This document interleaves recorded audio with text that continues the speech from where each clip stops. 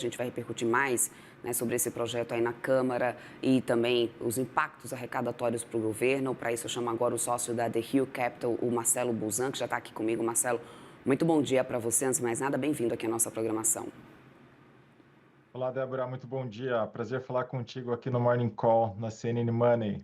Vamos lá, Marcelo. Olha, bom, como o nosso repórter lá de Brasília já estava aqui nos atualizando ao vivo sobre essa aprovação, nessa decisão da Câmara de aprovar essa urgência para analisar esse projeto, né, que estabelece esses critérios mais objetivos em relação às metas para concessão de incentivos fiscais.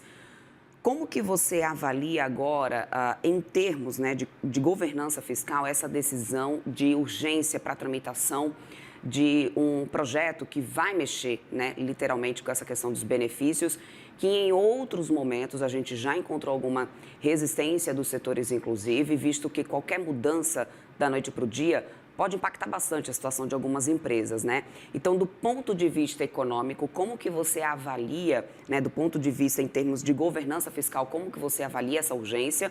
E do ponto de vista político, o que isso representa nesse momento, Marcelo? Olha, Débora, primeiro que o governo ele continua, né, buscando formas aqui de aumentar a arrecadação, ao invés de cortar gastos, para fechar as contas aqui, diante do objetivo que ele tem, né, do arcabouço fiscal de déficit zero para esse ano e para o próximo ano superávit de 0,25 do PIB. Então, as discussões elas permanecem, né, no mesmo sentido aqui de aumentar a arrecadação. Agora, depois de todo esse imbróglio que houve com o decreto do IOF, derrubada do decreto, a judicialização aqui, né, indo para o STF, nitidamente trouxe ali um mal-estar bastante grande, né, entre o Congresso e o Executivo. E o que vimos agora é uma reaproximação. Então, o que a gente está observando, né, nesses últimos dias é uma retomada do diálogo, uma retomada dessas conversas. Então, por um lado, isso é muito positivo. Agora, toda vez que a gente trata, né, de reduzir esses benefícios fiscais, na prática a gente está falando de aumento de arrecadação, né, voltar aqui a tributar alguma coisa, né, ou aumentar alíquotas que antigamente eram menores. Realmente é uma situação bastante delicada. Muitas vezes isso já foi tratado, né, mas acabou não evoluindo. Hoje, a gente está falando de mais de 100 programas que trazem ali benefícios fiscais. De uma forma geral, ontem, Dário Durigan, ele sinalizou que alguns não devem ser mexidos. Então, por exemplo, Zona Franca de Manaus não deve ser trabalhado. A questão daqueles deduções do imposto de renda, né, que a gente faz ali para a saúde, para a educação, isso não deve ser mexido. Benefícios fiscais para os produtos de cesta básica. Então, tem uma série desses benefícios que representam muito desse valores, né, eles não serão mexidos. Ainda assim, existem outras formas, né, aqui dentro mais esses 100 programas. Então, a gente está falando aqui de exportação de produtos rurais, desoneração das folhas de pagamentos, medicamentos que existem ali uma série de benefícios. E só para dar mais um exemplo, né, programas ali do Sudã e Sudene que têm benefícios para as empresas, né, na região norte e nordeste. Então a gente está falando ali de basicamente alguma coisa próximo de 180, 200 bi, e se a gente reduzir alguma coisa como 10%, seria ali de 18 a 20 bi que o governo tem sinalizado aqui para o próximo ano. Vamos aguardar, né? Porque as projeções também das contas não são das melhores, né, Marcelo? E é como você falou, a gente tem sempre essa preocupação arrecadatória, sem medidas estruturantes que possam convergir a essa tendência de aumento, né, das despesas obrigatórias. Bom, olhando um pouco mais para algum desses pontos, né, do que seria esse projeto para corte de benefícios, o projeto impõe avaliações periódicas a cada 5 anos, inclusive, e transparência nos resultados econômicos das empresas, né? Por exemplo, principalmente sociais e ambientais, para poder trazer realmente alguma característica ou algum direito ali de recebimento de isenções fiscais. Na sua visão, isso traz mais rigor para as empresas no momento, e até mesmo para o governo, para poder proteger o governo de realmente não estar passando benefícios para quem realmente não se enquadra na questão? Ou isso cria uma burocracia excessiva do ponto de vista, né, de governança, do ponto de vista de dia a dia mesmo de fiscalização? Qual que é a tua avaliação? E eu te pergunto isso, Marcelo, porque não faz muito que a gente viu todo aquele impasse em relação à história do PERSE, com o Ministério da Fazenda falando e batendo sempre nessa tecla de distorções tributárias que a gente tem no sistema tributário, de benefícios sendo concedidos de maneira distorcida, e isso causa um custo gigantesco para a União, né? Seria eficiente, então, essa forma, então, desse momento sugerido nesse projeto?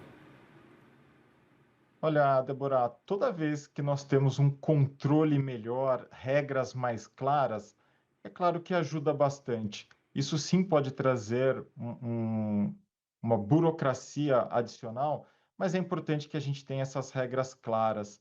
Então, se de um lado o governo está abrindo mão de arrecadação, é importante que seja mensurado impactos de crescimento, de criação de novas vagas de trabalho.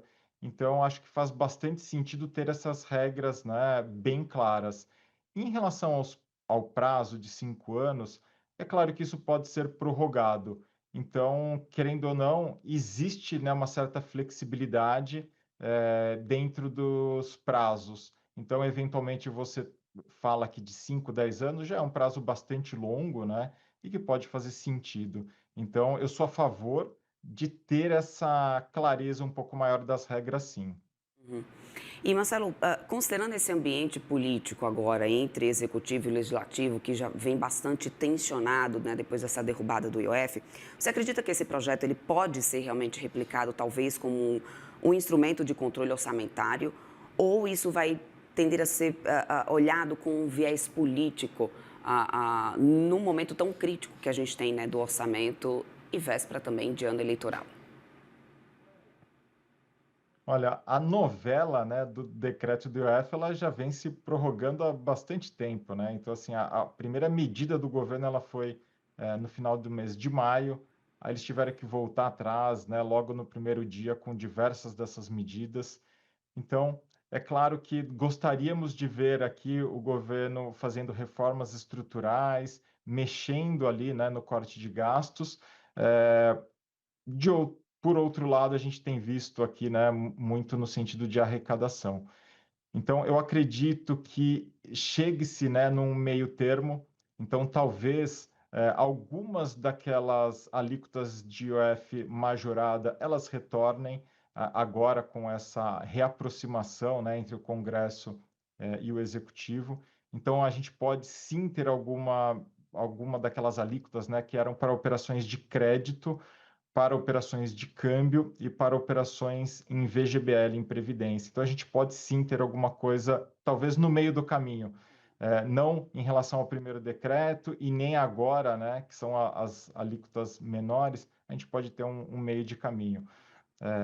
Então, a gente precisa acompanhar aqui, né, como que será esse desenrolar aqui nas próximas semanas, mas tudo indica que a gente deve ter aqui mais carga tributária, mais aumento de arrecadação por parte do governo, e a grande preocupação nem é esse ano.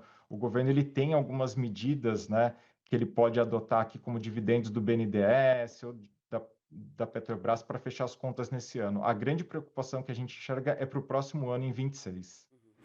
Voltando a falar um pouquinho sobre essa questão dos 5 anos que eles determinaram, né, para esse limite de renovação condicionada, né, de 5 anos para benefícios fiscais, Marcelo, até a gente já falou aqui um pouco sobre isso, mas do ponto de vista jurídico, né, ou seja, você trouxe aqui para mim que é bem-vindo qualquer um tipo de maior transparência, de fiscalização, mas em termos de planejamento, né, para as empresas, a gente tem empresas que fazem planejamento, obviamente, né, de longo prazo. De alguma maneira, estabelecer um prazo de 5 anos não poderia impactar negativamente esse planejamento de longo prazo das companhias? Como que poderia, então, isso impactar na estabilidade jurídica e em exigências métricas também que sejam mais rigorosas, sem impactar tanto assim os guidances das empresas, os planejamentos e sem também aumentar a questão de judicialização, né, que a gente já tem em níveis bem preocupantes atualmente? O ideal, Débora, é que nós não tivéssemos, né, esses benefícios em detrimento de regiões ou em detrimento de setores, né? É claro que se tivéssemos uma regra bastante clara aqui para todos os setores, seria muito mais fácil. Agora, setores específicos, regiões específicas, o governo ele quer fazer precisa, né, fomentar um pouco mais e por isso que existem esses benefícios. Isso já vem de muitos anos, né? Desde 1900, quando tínhamos ali a questão do café com leite no Brasil, entre, né, os governos migrando ali entre São Paulo e Minas Gerais. Então, é uma prática, né, que foi adotado de muitos anos para cá.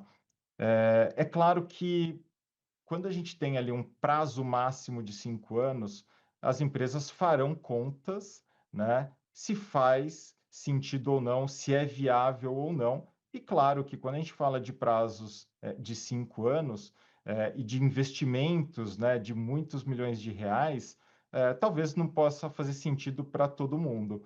Mas é importante a gente ter essas métricas claras, regras claras, né? Para ver se esse impacto realmente ele vem acontecendo na economia. Existem setores que já vêm, né, de forma bastante pujante e talvez que não precisariam mais de incentivos, né? Eles realmente poderiam ser reduzidos. Então, é esse tipo de distorção que o governo ele vai trabalhar. Agora, tudo vai depender do que será apresentado provavelmente na próxima semana em relação ao projeto.